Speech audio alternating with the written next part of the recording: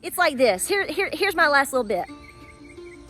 Let someone tell you to shut up twice. It will be their first and it will be their last. That is how we roll.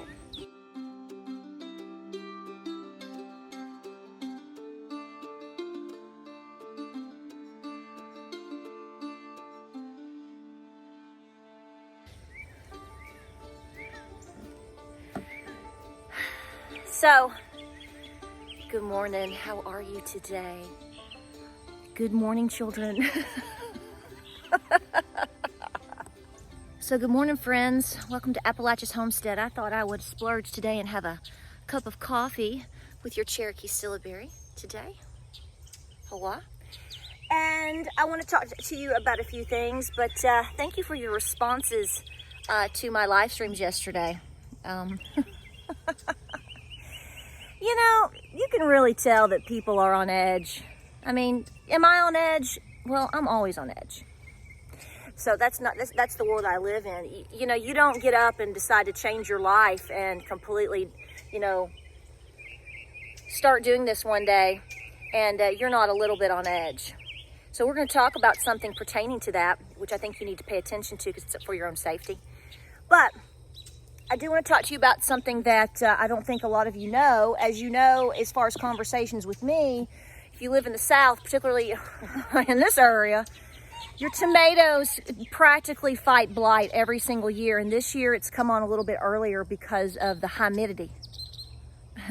You know, last week was a doozy and a half with the humidity and the heat. I mean, it was hard to breathe. I contacted some people that I know that have asthma just to check on them. I seriously did that and made sure they were okay. It was that bad. And they were having some trouble, but they're okay now. But, you know, when you have tomatoes, one of the things that you're going to fight is humidity, and this is why we tell you to prune your tomatoes. Some people don't prune tomatoes. Some people tell you not to. They don't live in Southeast Tennessee. So you need to do what works best for you. I tell you this in every video with everything I tell you. Do what works best for you, your farm, and your family, and your area. Okay, you're an adult, okay? Yes, yes. Okay, but I decided to try this out this year. I make my own blight spray, and it works really well. The most important thing I have found in terms of fighting blight, if you live specifically in an area like mine with incredible humidity, you have to prune your tomatoes. Not everybody prunes their tomatoes, like I said. I do. Now, I don't necessarily just throw away all the suckers anymore. You know, I am particularly this year, I've got to get in here. In fact, today I've got a lot of suckers that I want to save to make more tomato plants. This is Captain Jack's. You can get it at Home Depot or Lowe's, maybe online. I got mine at the Home Depot in Murrayville, Tennessee. It's not Maryville. Don't do that to us. Okay, it's Murrayville. Just like it's Knoxville, Crossville, you know, okay? Just know that. If you want to fit in around here with us, that's the way we do it. So I got 2 of these this time around, and I've already pretty much used this first one. But let me show you what I did. Come on down here. We'll just make it one clip.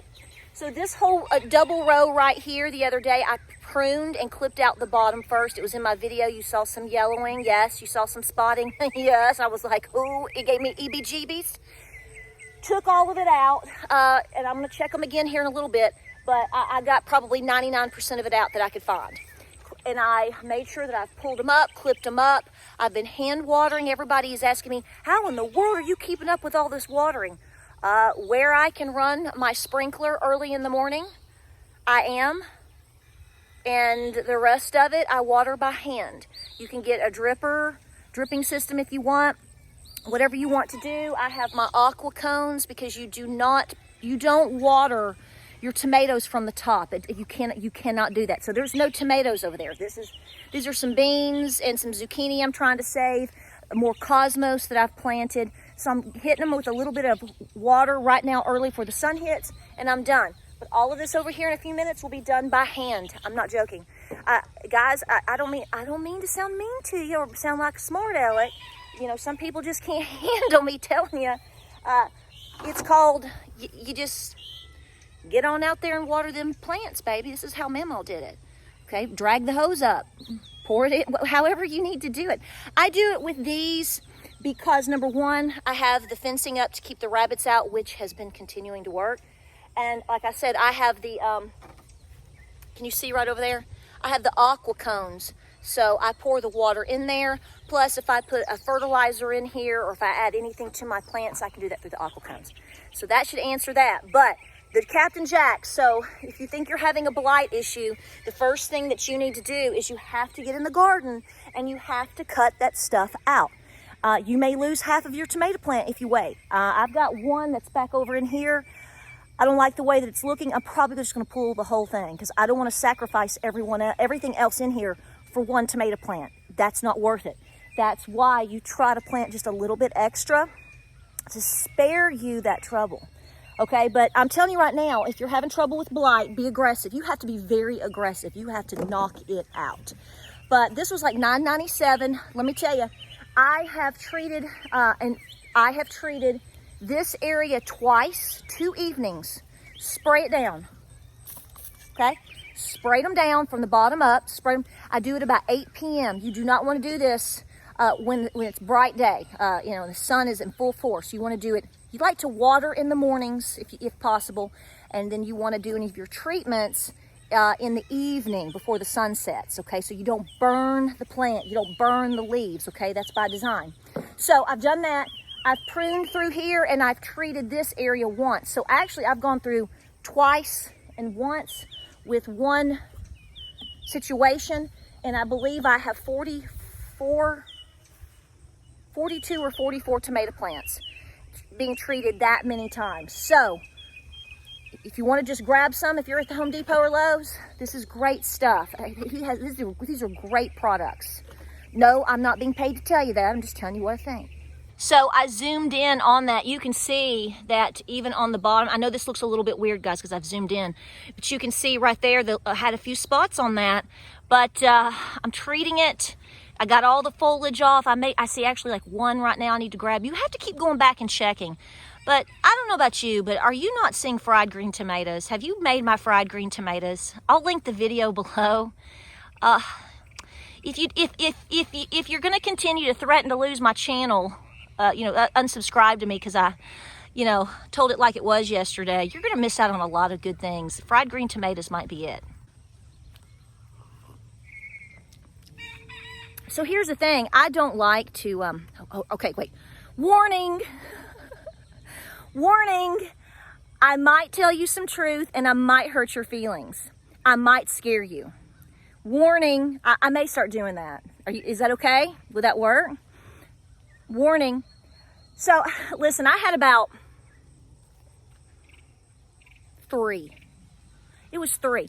I had 3 people basically come onto my comment section and basically they weren't really telling, they were more dictating. One of them, even in the title of his name, has the name Jesus. Jesus loves you, or something like that. Something like that. And was trying to, didn't try, he point blank said that basically, if I did a live stream like that yesterday, he was basically, I was going to lose him as a subscriber. Well, sir, I just want you to know that yes, Jesus loves you, definitely. Jesus loves me. Jesus loves bullies and all sinners and all of man. He really does. We don't deserve him. But I just want to let you know that I wish you well, and that because I try to be a nice person, I've made life really easy on you today. I went ahead and made the decision for you. So I just sent you on your merry way, and that's the way it's going to be. Now we'll get to the next part. So you can see right here with my coffee cup, can you see that little bit of red? The bungee cords are working really, really well. I'm going to tell you right now, I showed that earlier this week. I would recommend you get larger bungee cords. See, I got to get in here and continue to prune out and treat. But the bungee cord with tomatoes to keep them up against the cattle panels does work. I believe my little cords here, though, are 12 inches. And I really wish they were bigger because they're so tight and tight sprung that they broke one or two of my the parts of the tomato plant, and it didn't pull up as much as I kind of wanted it to. So you might want to go with larger bungee cords, the different lengths that you can get packages where there's different lengths or whatever. Try out do what works best for you. And so I tried those, and they work for small pieces or individual pieces, but it's not going to be a whole plant deal. When they start getting this big and starting to produce this much, fruit, you're going to have use bigger bungee cords. Now, let's get back to the subject. Oh my gosh, woo! If I have gotten one question and comment, and I appreciate them, I understand what you're doing. A lot of women have been contacting me, asking me if I've heard of the prepper wolves or the raiding wolves and the the timber wolves, and yes. And it's mostly, like I said, I believe all my questions and comments about this, several channels over the last day or two, apparently. I don't know if it was from a comment from a crazy person on YouTube and it sprung this thing into action. Okay. I don't mean to hurt your feelings. If this scares you, if I paralyze you, if this is doomsday and you can't handle this, this is your opportunity to rewind and we'll talk about tomatoes again, okay? Like I just said, people think they can push you around, dictate to you, challenge you, bully you, and push upon you in good times. You are actually right now in super duper good times. You know why? Because 9 times out of 10, you feel like you can get in your car, even though it's cost $1 million to do it, and drive somewhere, and you can go get a gallon of milk right now, and you can go do these things. Hopefully that will continue. Hopefully things will stay and remain civil, and we can all act like we're living in 2018 again, and life is good. But for a lot of us, we already know that's not reality in real reality. And ladies, I'm sorry to tell you, this is part of the reason, particularly, I'm very straight-edged with what I tell you guys, because to be honest with you, in order to survive and in order for you to thrive, you're going to have to become, like I said, thicker-skinned and have harder calluses on your hands. Along with that is accepting the fact that people, in general, man is evil. Why would you ever assume that just because somebody calls themselves, I could call myself a blueberry muffin today. That doesn't define really what I am. So just because somebody says I'm a prepper, or they say we're prepper, whatever they're calling themselves, if this is a real thing or not, which, I would say it is. Why would you assume that anybody would ever not take advantage of you, want to take what you have? Okay? People are, in good times, jealous, envious, devious, competitive, manipulative. They are abusive, and they are bullies. Case in point, rewind and watch yesterday's video. See, this is the thing. When we talk about these issues, and sometimes I'm hellfire and brimstone, and sometimes I just make fun of it, which is my own coping mechanism, as you can hopefully you can tell. The reality is, you should already expect that to be like hyped up times 1,000,000 when people are desperate and hungry. I tell you not to, you really want to know what I think? You really can't trust anybody. And you need to be in a tight circle. And you need to be prepared for that. You have to be so psychologically prepared for these types of evil people and potential that you're not scared to the point of being paralyzed when something traumatic happens, so that you come out of it. This is why when a lot of people are training for, say, doing training with, I'll just use what I know, martial arts. They put you in a lot of scenarios of being robbed, taken as hostage, the R word that happens to in a lot of unfortunate situations with women, men too, children too. Don't want to say it here, but in case somebody younger is watching, you can read between the lines.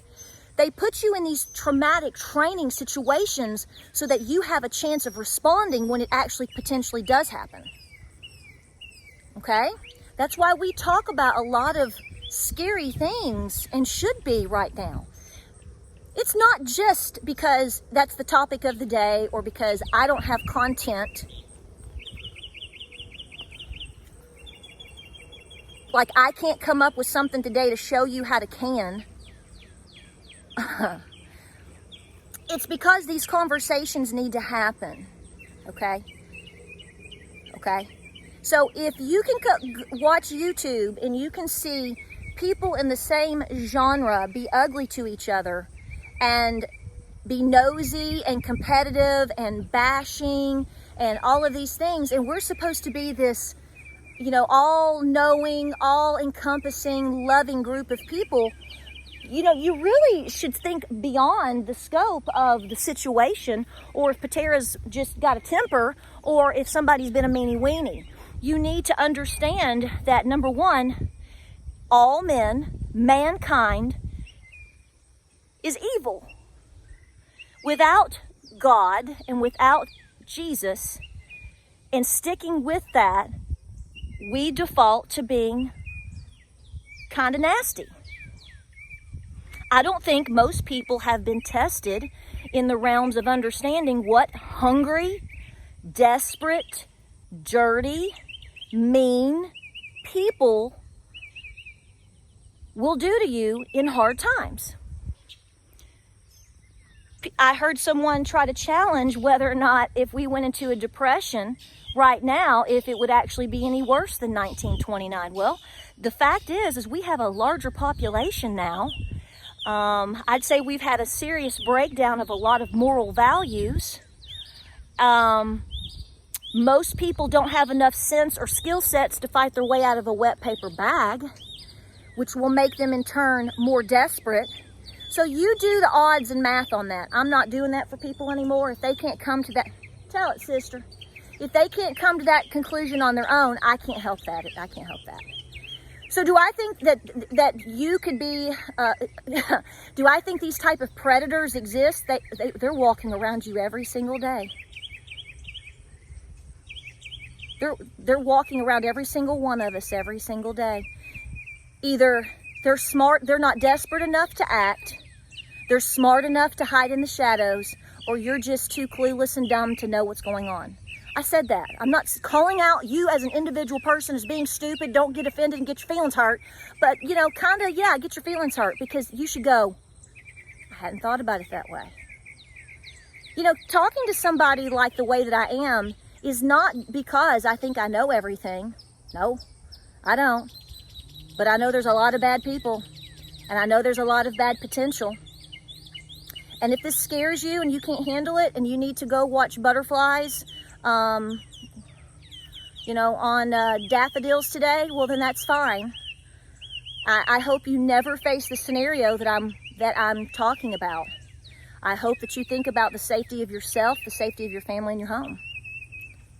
And who are you hanging out with, and what are you doing, and, you know, who are your friends, and who's your family members? I mean, you know, if people you know right now are not doing what they should be doing to prepare, if they're you know, making bad choices, maybe some of them have done criminal things to people that you even know, do you really think they're going to come and help you tend to the blight on your tomatoes for your homestead so your family can eat this winter? I'm going to let you make that decision. So I'm going to conclude this video because it's time to go do the barn. And we appreciate you being here. And I appreciate those that actually understand and, you know, that understand that, you know, we should have the choice to, as YouTubers and content creators, as truth tellers, to speak our truth and do what we do. And for those of you that, most of you, 99% of you that are so supportive of that, which is why my channel has grown like it has, it's because of you guys. It's because you're waking up and you're waking people up and you're doing your due diligence and you're trying to help people. And you're trying to, you know, push back also on basically being told to shut up. It's like this. Here's my last little bit. Let someone tell you to shut up twice. It will be their first and it will be their last. That is how we roll. Like, subscribe, and share.